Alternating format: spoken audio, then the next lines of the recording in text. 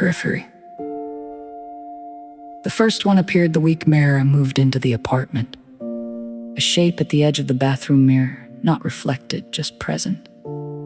The way a smudge on glass suggests itself without quite existing. When she turned, nothing. Only the white tile, the humming fan. She told herself it was fatigue, new job, bad sleep, the mind filling gaps the way it does with static on an old television, finding faces in the noise. But it kept showing up, always in the same place, the outer 6 inches of her vision where the eye stops resolving detail and starts guessing. A tall silhouette by the hallway closet, a stooped shape behind her chair at work, once unmistakably a hand, fingers slightly too long, resting on the edge of her desk, gone the instant her eyes swept toward it.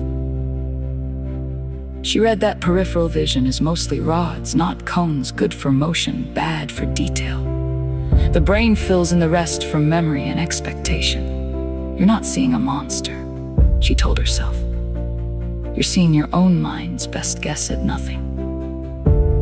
That should have been comforting, it wasn't, because the guesses were getting more specific.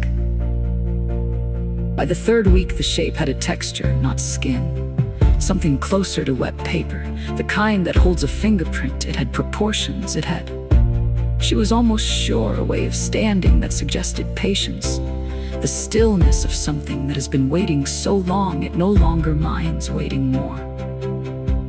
She stopped turning to check. Turning had never helped the thing, if it was a thing.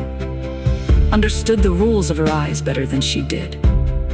It lived in the exact margin where her sight gave out, and it moved when she moved, staying just outside the resolving line, like a fish keeping to the shadow under a dock.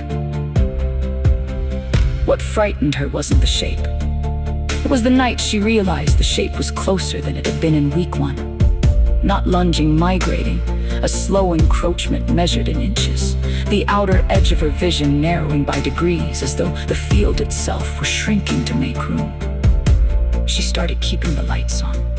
It didn't stay in shadow anymore. It simply stayed in periphery, lit or not, patient as erosion.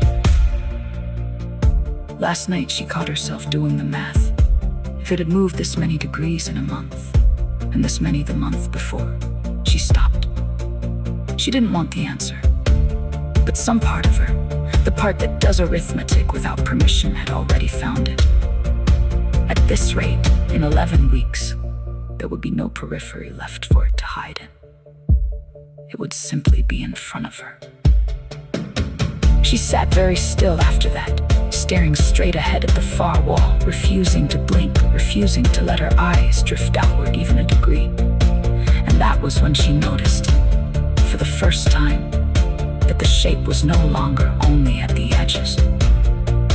It was also, faintly, in the center, just soft, just slightly out of focus, like something too close to see.